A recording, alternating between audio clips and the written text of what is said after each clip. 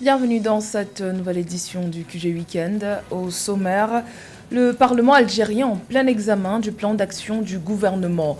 Un programme qui annonce des réformes structurelles importantes pour le pays qui est englué dans une crise économique depuis plus de 3 ans, crise qui s'est accentuée avec la pandémie de Covid-19. Découverte majeure de pétrole et de gaz au large des côtes ivoiriennes. Découverte réalisée lors d'un forage exploratoire effectué par le géant italien des hydrocarbures, Eni. Une opportunité pour la Côte d'Ivoire d'accroître sa production d'hydrocarbures. Et puis, développement des infrastructures routières au Nigeria. 4 nouveaux chantiers aéroportuaires et routiers vont être lancés par le gouvernement fédéral. Mais tout d'abord, les autorités éthiopiennes se montrent plus conciliantes dans la gestion de la crise humanitaire au Tigré. Plus de 150 camions d'aide humanitaire sont parvenus ces 2 derniers jours dans la région éthiopienne du Tigré, où selon l'ONU, des millions de personnes sont menacées de famine. Dans un communiqué publié sur les réseaux sociaux ce samedi 4 septembre, le ministère de la Paix éthiopien affirme que depuis une semaine, les autorités éthiopiennes ont déployé des efforts pour mieux coordonner et faciliter le déplacement de l'aide humanitaire vers le Tigré. Environ 500 camions sont parvenus au Tigré depuis une semaine, dont 152 ces 2 derniers jours. La crise en cours dans cette région, théâtre d'un conflit armé depuis 10 mois, affecte considérablement les populations du Tigré. Selon les estimations de l'ONU, 5,2 millions de personnes, soit 90% de la population, ont besoin d'une aide urgente, dont 400 000 qui sont déjà confrontés à des conditions proches de la famine. En Algérie, le Parlement examine le plan d'action du gouvernement. Ce plan d'action décliné en 5 axes par le Premier ministre Ayman Ben Abderrahmane, qui comprend des réformes structurelles importantes avec la volonté de développer les services publics du pays. Marine Tolo. Le 3 août 2021, en Algérie, les députés et sénateurs ont entamé l'examen du plan d'action du gouvernement adopté en Conseil des ministres. Ce plan d'action s'articule autour des réformes structurelles importantes avec notamment la volonté affichée de développer les services publics et spécifiquement dans le domaine de la santé. En début de semaine, le Parlement bicaméral, députés et sénateurs, examine le document relatif à la relance de l'économie du pays. La récession économique avec la dégradation du pouvoir d'achat des populations, en plus du chômage massif des jeunes, crée les conditions d'un mécontentement généralisé. Des experts indiquent qu'une bonne examination du plan d'action gouvernemental serait salutaire pour le pays. Selon les autorités médicales, les hôpitaux manquent d'effectifs et de matériel alors que le pays est confronté à l'épidémie de Covid-19. Autres projets de loi en cours d'examination sont la mise en place d'une stratégie de développement économique et social et l'assouplissement des règlements en matière de commerce. Devant la dégradation des services de santé publique, en plus du déficit du personnel de santé, les choses semblent loin d'être faciles pour les députés et les sénateurs. Tout le discours officiel du président Tebboune, défendu par le Premier ministre Ayman Ben Abderrahmane, risque de n'avoir aucun écho favorable du côté des populations si des mesures urgentes ne sont prises pour soulager celles-ci. D'après un constat relayé par des experts, l'Algérie connaît depuis 2017 une situation économique fragile due à la baisse mondiale des prix du gaz et des produits pétroliers. Cette nette baisse de réserves en devises étrangères a amené le pays à restreindre ses importations. Cette situation ne s'est pas du tout améliorée avec l'apparition en 2019 de la pandémie de la Covid-19 selon certains observateurs. 4 ans après avoir contraint Yahya Jammeh à quitter le pouvoir après sa défaite à l'élection présidentielle, les militaires sénégalais engagés dans la force sous-régionale de la CEDEAO vont poursuivre leur mission en Gambie. Le nouveau contingent identifié comme le 5e détachement sénégalais de la MISEGA, composé de 625 militaires, aura pour mission de soutenir les opérations sécuritaires dans le pays. Les détails avec Mildred Diamant.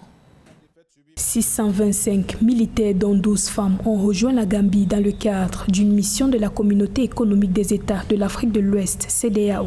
Déployé par le Sénégal dans la nuit du 31 août 2021, ce contingent des forces armées est le 5e détachement sénégalais de la mission de la CEDEAO en Gambie. Les militaires auront pour mission de contribuer aux efforts de paix et de stabilité de ce pays et de la sous-région.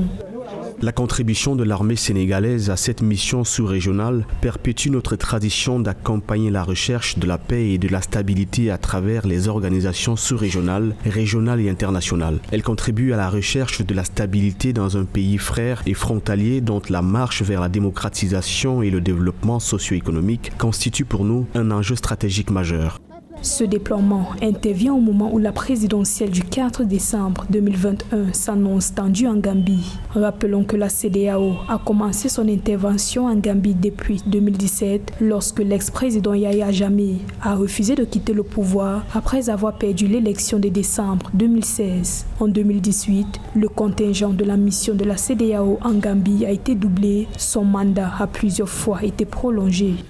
Cette nouvelle mission militaire de la CEDEAO en Gambie est bien différente de celle du mois de juin 2017. Si en 2017, il s'agissait pour la CEDEAO de restaurer la démocratie, cette fois-ci, il s'agit bien d'une mission de consolidation de la démocratie. En 2017, des élections présidentielles dont les résultats avaient été acceptés puis rejetés par le président sortant avaient placé le pays dans une crise majeure. Cette nouvelle mission, forte de 625 soldats sénégalais, va donc accompagner le processus de paix en direction de l'élection présidentielle prévue le 4 décembre 2021. N'oublions pas que la Gambie est un pays souverain situé au cœur du Sénégal qui englobe toutes ses frontières terrestres. Donc si la Gambie éternue, le Sénégal tousse. Voilà pourquoi cette nouvelle mission s'inscrit dans la tradition des liens de fraternité entre les deux pays. N'oublions surtout pas que la Gambie et le Sénégal ont signé depuis très longtemps des accords de défense réciproques. Le Sénégal, seul État frontalier à la Gambie, s'engage depuis des années à soutenir les efforts pour y ramener la stabilité. Bien que les perspectives de croissance économique de la Gambie soient en progression selon le Fonds monétaire international, le climat électoral s'annonce tendu après que l'Assemblée nationale a échoué à faire soumettre une nouvelle constitution à un référendum. Dans l'actualité également, en Tunisie, l'Association des femmes démocrates interpelle dans un mémorandum le président tunisien Kais Saied. Elle demande au chef de l'État de mettre à profit la période de transition actuelle pour mettre davantage en avant son attachement aux droits des femmes. Selon Alem Bousserwel, secrétaire général du mouvement, le collectif féministe attend des signes forts et rapides du président Saied, comme par exemple un gouvernement paritaire. Rappelons qu'au mois de juillet, le président Kais Saied s'est octroyé le pouvoir exécutif. Les Tunisiens sont toujours dans l'attente de la présentation de sa feuille de route. Il a promis de s'adresser très prochainement à ses concitoyens. Lutte contre les violences faites aux enfants au Mali. Le gouvernement vient d'adopter un nouveau plan d'action visant à renforcer la protection des enfants dans le pays où les cas de maltraitance infantile sont en augmentation depuis quelques mois. Mindre Diamant. Suite à la multiplication des violences faites aux enfants observées au Mali depuis le début de 2021, le gouvernement a initié un nouveau plan d'action pour protéger les enfants contre les violences. Adopté le 26 août 2021, cette initiative a pour objectif de prévenir et de mettre fin au recrutement, à l'utilisation des enfants, mais également à la violence sexuelle et à toute autre forme de violence dont ils sont victimes. Aucune nation ne peut prospérer si les droits des enfants sont bafoués, sont lésés. L'adoption de ce plan d'action dans le cadre de la prévention de la violence contre les enfants est une avancée notable dans un pays sahélien marqué par des pesanteurs sociologiques liées parfois à l'incompréhension des textes fondamentaux de l'islam et bien souvent liées parfois à la pauvreté. L'adoption d'un tel plan d'action va permettre alors de pouvoir responsabiliser les différents acteurs qui interviennent alors dans l'éducation et également dans la protection des enfants. Il faut déjà rappeler qu'en 1998, 2008, le Mali avait déjà ratifié la Convention africaine des droits de la famille et de l'enfant. Mais cette convention n'a pas été intégrée dans le dispositif national à raison des pesanteurs parfois à la sociologie. Et donc, avec une telle avancée, il est évident aujourd'hui que le droit des enfants doit être une priorité essentielle dans un pays qui aspire à des valeurs universelles liées notamment au respect des droits de l'homme, comme cela constitue l'une des priorités essentielles du plan d'action gouvernemental du Premier ministre Choguel Maïga. Le plan d'action a été signé par une coalition de mouvements signataires de l'accord pour la paix et la réconciliation au Mali, conjointement avec les Nations Unies. Ainsi, une plateforme de lutte contre les violences graves faites aux enfants qui favorisera la libération des enfants et leur réintégration dans leur famille a vu le jour au Mali. Des efforts qui s'inscrivent dans le cadre des résolutions du Conseil de sécurité des Nations Unies sur les enfants et les conflits armés. C'est un pas important, marquant une avancée majeure pour mieux protéger les enfants au Mali et promouvoir leurs droits conformément à la Convention relative aux droits de l'enfant et à son protocole additionnel sur l'implication des enfants dans les conflits armés. Une procédure pour la libération des enfants, leur réintégration dans leur famille et leur communauté, ainsi que des mécanismes de protection et d'appui visant à leur permettre de reprendre une vie normale sera mise en place. Depuis l'an 2000, plus de 115 000 enfants soldats ont été libérés à travers le monde à la suite du travail de plaidoyer entrepris par les Nations Unies et de plans d'action comme celui qui a été signé par la plateforme. Au Mali et particulièrement dans la région de Mopti, une augmentation des cas d'enlèvement d'enfants, de meurtres, mutilations et des abus sexuels a été constatée au cours des derniers mois. Selon la mission multidimensionnelle intégrée des Nations Unies pour la stabilisation au Mali, au moins 527 civils, y compris des enfants, ont été neutralisés, blessés ou enlevés du 1er avril au 30 juin 2021, soit une hausse de plus de 25% par rapport au premier trimestre 2021. Une découverte significative de pétrole et de gaz a été faite en Côte d'Ivoire par la société italienne Eni et la société nationale Petrosi Holding. Le gisement est situé à 60 km au large des côtes ivoiriennes, près de la frontière avec le Ghana. Le gouvernement ravi espère que cette découverte importante viendra accroître les réserves de la Côte d'Ivoire ainsi que sa production pétrolière et gazière dans les années à venir. Philomentine.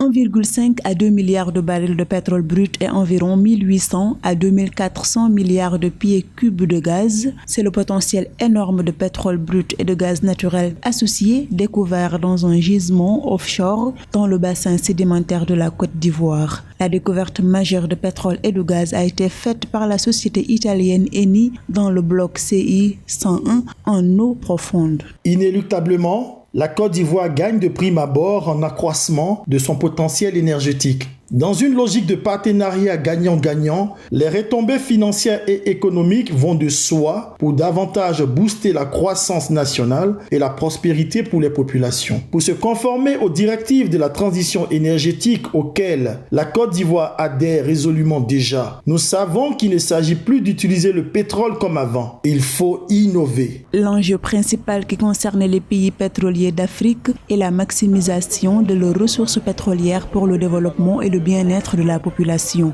Ainsi, la question de la redistribution des richesses issues de la rente pétrolière et du gaz est un enjeu majeur pour la Côte d'Ivoire. Nous nous réjouissons de la découverte de cette manne pétrolière qui va augmenter les capacités financières de l'État ivoirien. Mais nous restons prudents sur la base de ce que nous voyons en termes de classement, de bonne gouvernance, en termes de taux de pauvreté en Côte d'Ivoire. Nous sommes dubitatifs quant à la redistribution de cette future manne pétrolière. Cette découverte pétrogazière peut avoir des retombées importantes pour la Côte d'Ivoire. En cas de confirmation des données post-forage, la Côte d'Ivoire, modeste producteur d'hydrocarbures à l'échelle continentale, pourrait ainsi doubler, voire tripler sa production de pétrole qui tourne autour de 35 000 barils par jour actuellement, selon les estimations officielles. Les autorités nigérianes poursuivent leur politique de développement des infrastructures de transport.